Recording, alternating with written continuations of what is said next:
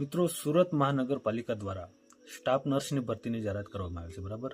કુલ જગ્યાની વાત કરીએ તો 7 જે છે એ જગ્યા માટે ભરતીની જાહેરાત કરવામાં આવી છે. બરાબર. લાયકાતની વાત કરીએ તો જીએનએમ અથવા બીએસસી નર્સિંગ કરેલું હોવું જોઈએ. બરાબર. પગાર ધોરણની વાત કરીએ તો માસિક ફિક્સ વેતન જે છે 20,000 જે છે આપવામાં આવશે. બરાબર. ત્યારબાદ લેબ ટેકનિશિયનની 3 જગ્યા માટે જે છે ભરતીની જાહેરાત કરવામાં આવેલ છે.